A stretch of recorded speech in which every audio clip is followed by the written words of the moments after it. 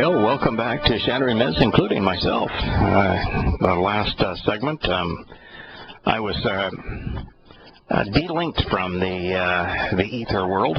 My both telephone and fiber connection to the internet were both severed. So no matter what I attempted to do, I was unable to make contact. And it is a very frustrating experience. Now, mind you, it was just moments ago that I had said that Ohio drive-ins are slow and that their proclivity for Roman Catholic institutions was stunning. And here, for the first time, I've lost telephone, which is on the fiber connection, and internet outside of our own home. So this was an external problem. But Kirk, Scott, thank you for covering for me. Yeah, there's easier ways to get a day off if you want it. I don't have to lobby with Cincinnati Bell to cut all connectivity. Hello, Kirk. How are you? Oh, do we have everything working against you? Yeah, boy. Indeed. We were sent a number of emails the last couple of days. One here is from William, and I want to share what William sent and get your comment. He said, Craig, Malachi 3:6, which would be Malachi. You know what Malachi means in Hebrew? It's like a messenger. Yeah, it's from Malach, envoy, messenger, or message. It says, "For I am Yahowah, I shall not change, and you, O sons of Jacob, shall never come to an end." Pretty straightforward, isn't it? Yeah, this is what he wrote. He said, this passage obliterates all religion. There cannot be a New Testament if God doesn't change. There cannot be a Quran if God doesn't change. There can't be a replacement religion if God doesn't change, because he is certainly not religious. Game over for religion. For if one is not Torah observant, then they are indeed a squandered soul, set apart from the God who has not changed since he authored his Torah. Further, for all whom oppose Yisrael, according to this passage, they've sealed their fate. Yisrael does not come to an end, which can only mean that anyone trying to obliterate Yisrael has made a conscious decision to wage war against Yahowah. Moreover, Kirk, if I were to address Christianity, isn't Christianity's lone excuse, lone justification for its existence in the midst of Yahowah having made thousands of promises to Israel, that of replacement theology, that this Goyim church has somehow replaced the promises given to Israel? How can that be when Yahowah says, I never change, and Israel will never come to an end? It can't be done. I mean, it's so many. He has so many passages. I mean, William is absolutely right on this. I mean, gosh, you know, how many times has he said that this will happen you'll do this forever, like for Ruah? You know, like right. Purim. These are my Moed Mikrah. You'll come back. Everything in the Be'ereth covenant. If it changes, then there's no reason to sign on. In fact, when he was talking about the conditions for his covenant, didn't he say that these conditions will endure forever? And in fact, specific of circumcision, he says this is a prescription. That you not only observe the terms and conditions of the covenant, but that you do this circumcision, no matter where you live, no matter when you live, no matter the time era, no matter the place. Right. And he writes everything in stone. It's important as well. Yeah, he inscribes it. It's etched in stone. Because why would you need an eraser if you don't change? You don't. No, you know. And you can't scratch it out. I mean, that makes me think of the Torah, the Tanakh. How many times they've scratched out Yahweh's name? How many times they've erased it? What, 132 times they erased it? 130 times they erased it, and 6,868 times they drew a line through it and wrote "My Lord" above it. Yeah. This next letter is from a real sweetheart, lovable person, I think, someone that you've actually had considerable contact with. It's Good morning, Craig. I just had a thought and wanted to share it with you. Beginning with Pesach, Passover, matzah, unyeasted bread, Bokutim, firstborn children, we count 7 Shabbats from Bokutim, 7 Mikre. Is how many mikre there are, plus 1 from matzah, telling us that from matzah there's a connection to the Yobel, which is 7 sevens plus 1. Is there a connection, do you think, beyond the math of 7 sevens plus 1 from matzah to Yobel, beyond just the math? Well, yeah, I would think. I mean, I'm not as big on numbers, but they certainly tell the story. You know, there's added strength to everything that's... Well, the numbers are clear, that it's a Yobel. The Yobel. It's a Yobel from matzah to Shavuot. That part is clear. But the part that should also be clear is there's even a more direct connection between the Yobel and matzah. Matzah's purpose is to unleaven, to remove the yeast, which is a fungus representing political and religious rebellion, from our souls, so that we can appear perfect in God's eyes, and so that we are freed from our sin, liberated from our sin, allowed to then enter Yahweh's home. And the Yobel is about forgiving all debts, liberating all slaves, all captives, and returning us to the land. Isn't the purpose of matzah defined in the Yobel, just as the time between matzah and the Yobel is the very definition of the timing of this day of emancipation? Yeah, it's a good connection, actually. That's a really good connection. Then she goes on. She says, that's not the only one. She says, the first day of the 7th month is Teruah. The 10th day of the 7th month is Yom Kippurim, the Day of Reconciliations. The 15th day of the 7th month is Sukkah, which continues for 8 days. Then she writes, that's a total span of 22 days. And that's the same number as there are letters in the Hebrew alphabet. Right. That's the same number of stanzas that there are in the 119th Psalm that explain how to observe the Torah. And I thought about, wait, 15 plus 8 is 23, not 22, but the 8 days of Sukkah include the first day. Yes. So it is 22. Yeah. So it tells us that the very foundation of the 7 Moed Mikre, the very foundation, is the Hebrew alphabet. That you're not supposed to change any jot of, by the way. Yeah, isn't that, by the way, what Yosha said?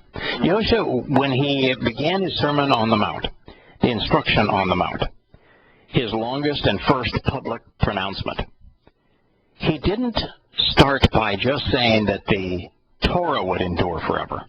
He didn't just start by saying, I don't change, God doesn't change, we're not changing our Torah. Now, he said that.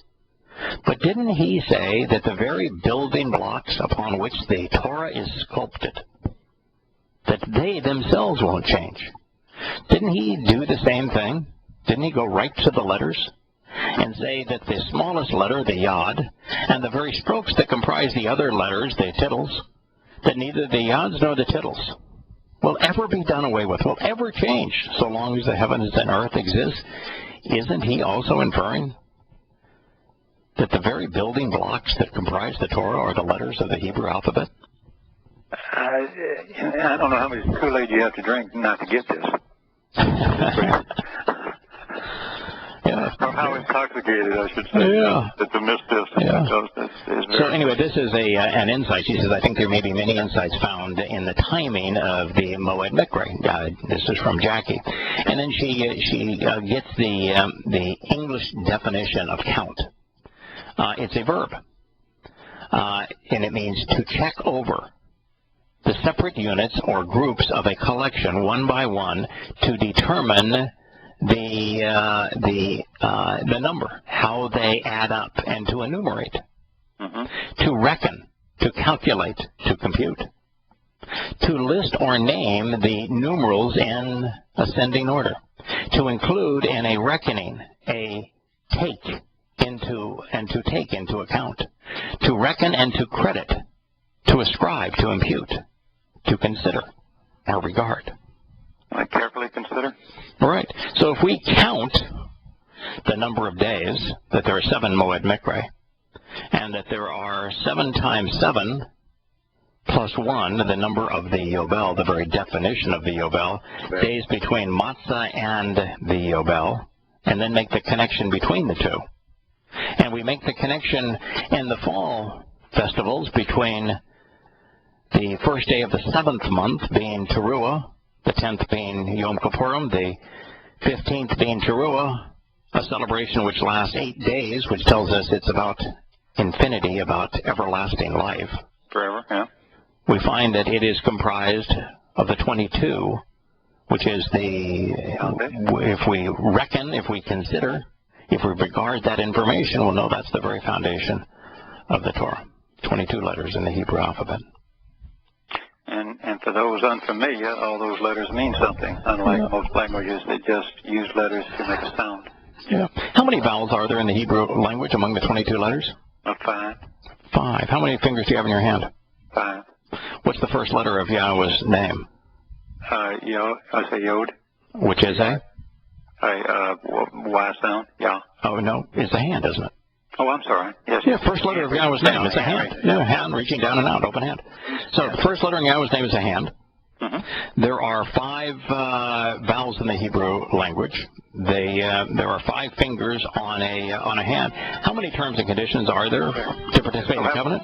Just coincidentally, it happens to be 5. So you could regard them and consider them and count them on an open hand, couldn't you? On one hand, you could count. What if you look at your other hand? How many benefits are there for the covenant? There's 5 benefits for participating. So maybe there's a connection there too. What do you think? Oh, I'm sure of it. Yeah.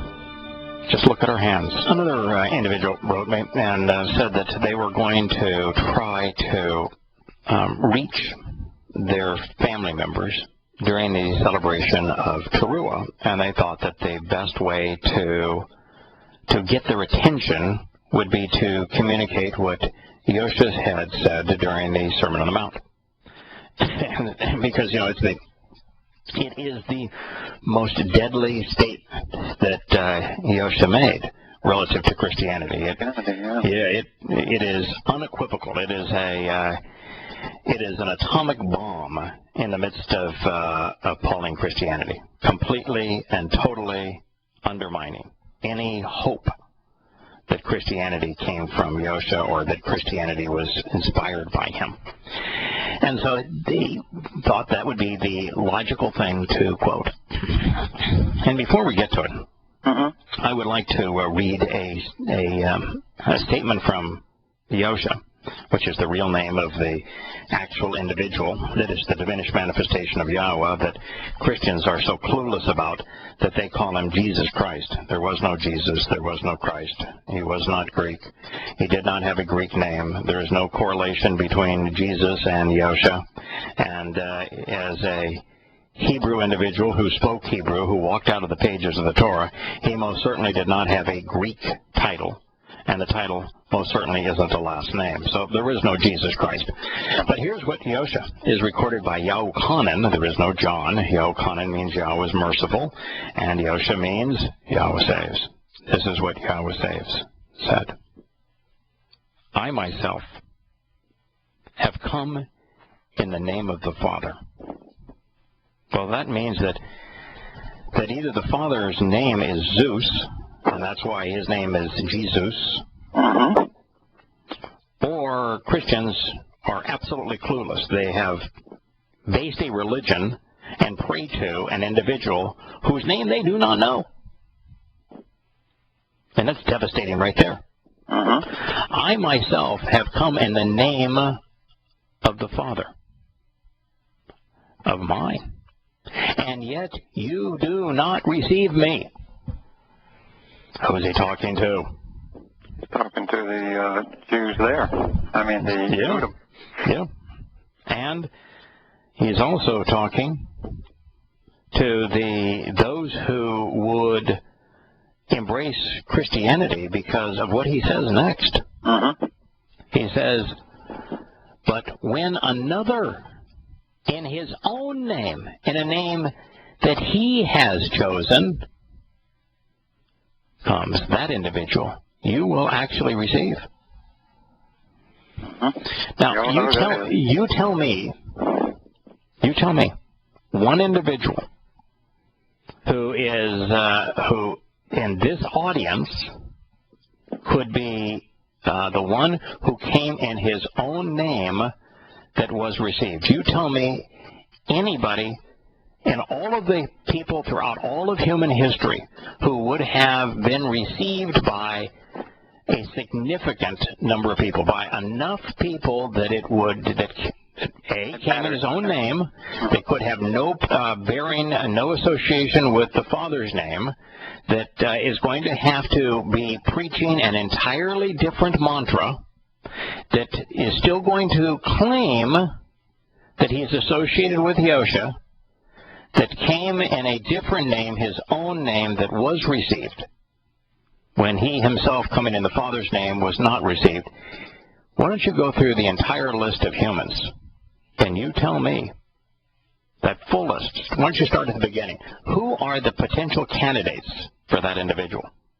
Well, it has to be at that time, though. I know that. So you're down to one. You're down to one, aren't you? I have a whole list of one. Yeah, there's just one. Little old Paul, known as Shaul. Yeah, the man that chose his own name. He chose the name Paul. He was born Shaul. But he changed that name because there are so many prophecies from Yahowah that condemn Shaul by name. And he was a rabbinic student, after all. He was a Pharisee in training. He knew that Yahowah had spoken about him often and had condemned him universally as the plague of death, as Shaul. So if you ever want to know why Shaul changed his name to Paul, now you know. Why would he choose such a lowly and little name? No pun intended. Paulos, as opposed to a grandiose name. With an ego like his, I'm just.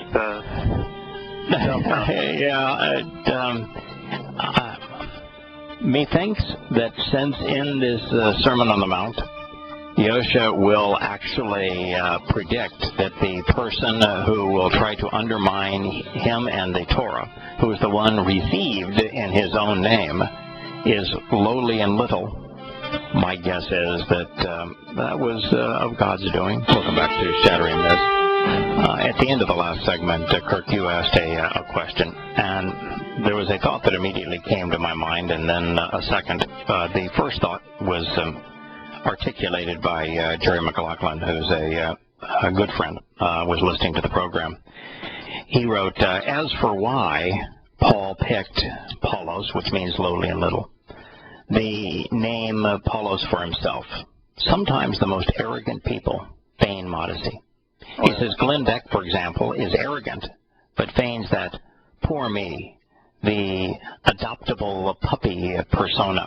And it is very common that a person of gross ego will feign modesty.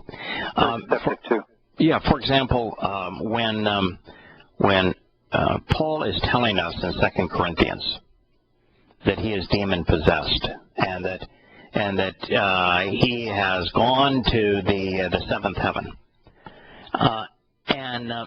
and he says, that my revelations are so superlative that somebody other than myself might naturally question, how great an individual I am.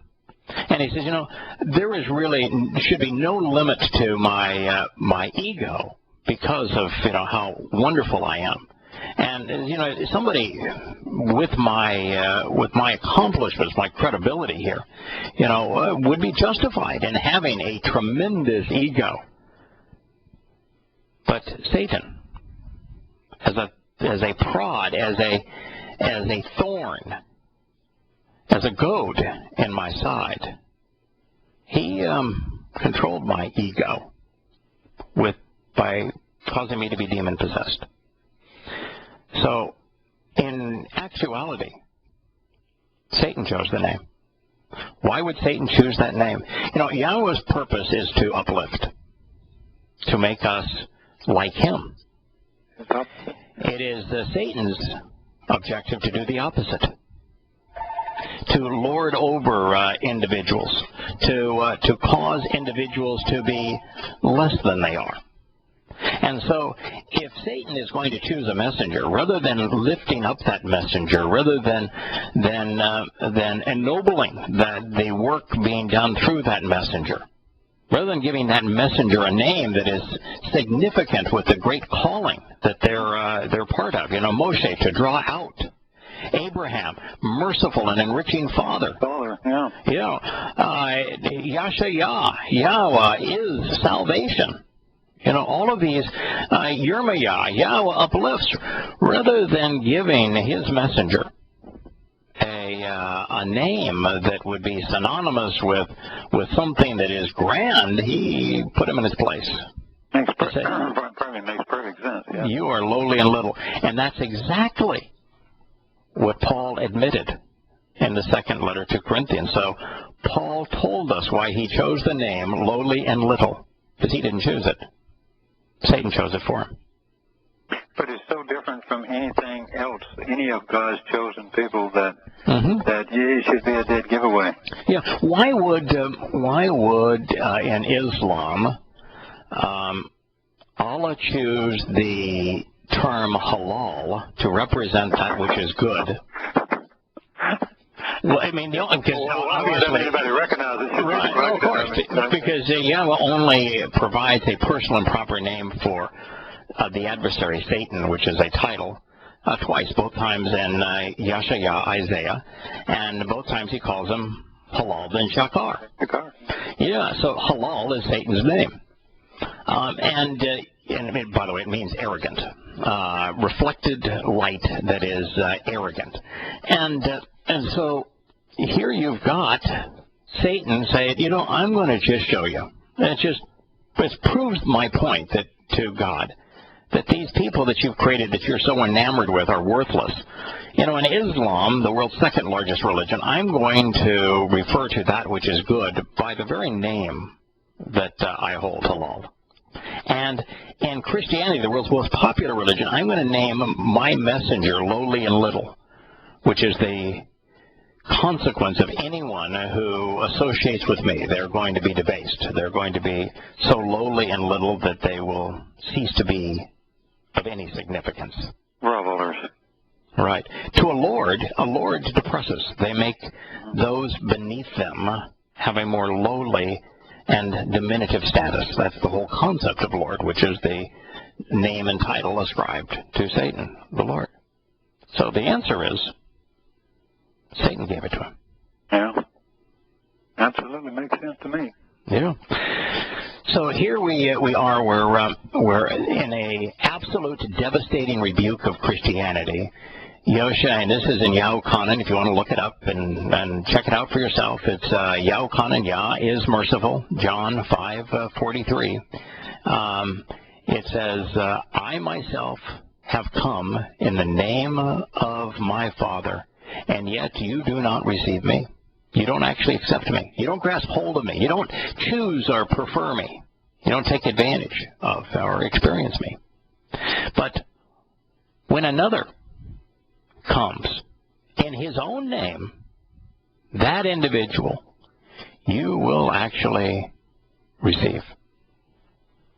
You will accept Pauline doctrine, Pauline Christianity. The religion of Christianity, half of the Christian New Testament, was written by a man who came in his own name because his given name, Shaul, was routinely condemned by Yahowah.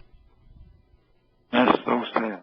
Isn't that sad? Yeah, I mean, that's both parts of it. Movingly sad. Yeah, both parts of it. The realization that you can cite the Sermon on the Mount and demonstrate, prove that Christianity is bogus, that there can be no association between Yahusha, the Christian Jesus, and the religion of Christianity. That the entirety of Pauline doctrine, the entirety of the concept of a New Testament is entirely fraudulent. But do Christians pay any attention to what Yahusha said? Well, it only proves why he chose to go in, because they had no knowledge of the Torah, therefore they were easy suckers, sitting ducks. Yeah. Because you couldn't do this. Ducks. Yeah, right. You couldn't do this to the Yehudim because they would say, "No, wait a minute, whoa, time out." Time out. Impossible. What you're saying here is irrational. And so there isn't a Christian on the planet that receives him by name, that recognizes that he came in the name of the Father. Not one in a billion of them. Not a one in a billion follow his example. Not one in a billion are Torah observant, as he was. Not one in a billion. And so the first part of that is absolutely true. Distancing Christianity from Yahusha. And the second half of it's also true. That Christianity is the embrace of Pauline doctrine. That Christianity is based on rejecting Yahusha and accepting Paul, the one who came in his own name. Yeah, back to William's point, absolutely. Yeah, and there is no other person in all of human history that this can be applied to. It's why Christians never talk about this statement. I mean, there are hundreds of statements from Yahusha that Christians never talk about because they have no answer. This is one of them. You know, if you read the Torah, prophets, and Psalms, every name that is mentioned is the birth name of that individual, with one exception. Jacob, which was the birth name of Jacob, as in Abraham's grandson after Yishak. His name is changed, but even though his name is changed, he still retains Jacob. Yeah, because he referred to the times of Jacob, or the sorrows of Jacob. Right, but he's referred to as Jacob throughout the Torah, prophets, and Psalms. Even after his name is, he's given an additional name. So his name isn't. And by the way, he didn't choose that name. And it's not a name that he came in. Yisrael means those individuals who engage and endure with God. And so here's this individual who now bears two names. Jacob, one who digs in his heels, who doesn't go astray, who is not pulled one way or the other, becomes Yisrael, an individual who engages and endures with God. But everyone else bears a name that Yahowah not only gave them, but that specifically defines Yahowah's purpose. And there ain't no one called lowly and little, because that's the antithesis of Yahowah's purpose. What is Yirmiyah, by the way? Doesn't Yirmiyah actually mean Yahowah uplifts? Mm-hmm. Well, the whole point, I mean, if you're going to inherit a kingdom, right, you're going to inherit the universe, that's hardly lowly and little, is it? If you're going to be part of a royal family, that's hardly lowly and little. You know, if you're going to be made immortal, that's hardly lowly and little. If you're going to be made perfect, if you're going to be perfected on matzah, that's hardly lowly and little. If you're going to be adopted into the Creator's family, that's the antithesis of lowly and little, isn't it? Mm-hmm. Going to be enriched and empowered on Shavuah. That's the antithesis of lowly and little. Yahowah doesn't have messengers named for the wiles of Satan. No. Even those messengers that don't bear his name, Moshe, means to draw out. That's God's purpose. He wants to draw us out from the institutions of man. Yeah, well, that's just like walk away. I mean, that's Right. totally wonderful. Malak, which means messenger. Or Hosha, which means he saves.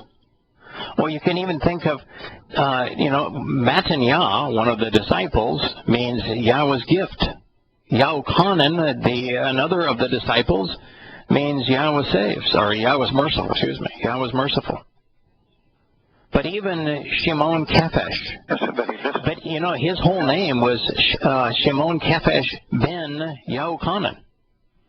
Oh, I didn't know that. Yeah, Shimon Kefesh. Ooh. Shimon ben Yahukanan is not Shimon Kefesh. Kefesh is the nickname that he was given to say that when he recognized that Yosha was the son of the living God, the representative of the living God, that would be the foundation, the sewer, the rock upon which the mikre, the 7 called out assemblies would be established in the family name. He called him that's the rock we're talking about. So he was called Kefesh, rock. But Shimon means listen to him. It's a very important name, particularly when he has so much to say against Paul and Pauline Christianity. His name means listen to him. And his father's name, it is Shimon ben Yahukanan, means because Yah was merciful. May I ask a quick question? You may. So Mr. Lowly and Little House of Death, Shaul, is arguing with Mr. Listen to him because Yah is merciful, and he contradicts everything he says without any proof. And 2.5 billion people follow Mr. Lowly and Little House of Death. Correct. And you wonder. I'm not sad. I'm just, it's bizarre. Yeah. And by the way, when Satan speaks to Shaul on the road to Damascus, and he says, "Shaul, Shaul." Yes. Why doesn't any Christian say, why did he have to change his name? Why did he take a Roman name? Yeah. With Yahweh saying that the greatest beast to menace all of humankind, a beast that he equates to the whore of Babylon, the most deadly and demeaning and destructive and damning beast of all of human history, is Rome. Roman religion, absolutely. Yeah, Rome and its religion. Love it. And its politics. And he chooses a Roman name. And then when Satan knows his name, it says, Saul, Saul. Let's just pretend that you're really stupid. You think that it's Yosha that is speaking to him, your Christian Jesus, and that your Christian Jesus cites a line from Dionysus. It's difficult to kick against the goad, and you really have your Christian Jesus cite the play devoted to the Dionysian cult. And you're not stupid enough. You're too stupid to figure that part out. Why, if his name was Paul, if he was going to be God's apostle to the world and write all of these letters under the name Paul, why would Jesus call him Shaul? Ask yourself that. You have to change the subject. You have to change the subject. There is no explanation. If it really was Jesus, which it wasn't, it was Satan. No. But why would Jesus call him Saul if he's going to be empowered to write these 13 letters, which are going to comprise half of the Christian New Testament? If he's going to do that, why would he call him Saul? Because he's doing it under the name Paul. He's the only one that came in his own name. Now, I want to turn now our attention to the Sermon on the Mount. We'll spend a few days on this because a friend, wrote me and said, could you tell me where you translated it? And I remembered I translated it several times for Questioning Paul, so I just went and pulled it out. And as I was reading it, I said, probably need to share this. It said, I actually came not to dismiss, to invalidate, to discard, or put an end to it, but instead to completely fulfill it. What's he talking about there? Talking about Passover. And Yeah, and talking about the Torah. I actually came... Yeah. In fact, this preceding statement, and excuse me for being one sentence late here in the uptake. The previous sentence reads, "You should not think, you should not assume, you should not suppose at any time the possibility, you should never have the presumption that I actually came to tear down, invalidate, put an end to, or discard the Torah and prophets." Now, with that sentence, in his first public address, brought to you by a man that Yosha personally selected to convey his message, a man that was there as an eyewitness to this event, a man whose name means Yahweh's gift, Matanya, Matthew. And Matanya has, presenting what Yosha said here at the beginning of his Sermon on the Mount, and he says, "You should not think or assume that I actually came to invalidate, to put an end to, or to discard the Torah or the prophets." Now, where are you with Christianity? Well, they throw it out. They carry it out, but they throw it away. Yeah, anytime you quote from the Torah, well, that's the Old Testament. No. Well, wait a minute. You want to claim as a Christian that this Jesus brought you a New Testament that is the antithesis of the Old Testament, that you are no longer guided by the Torah, and yet he introduces himself to you with this statement? Well, then you would have to be either ignorant of it or irrational to be a Christian.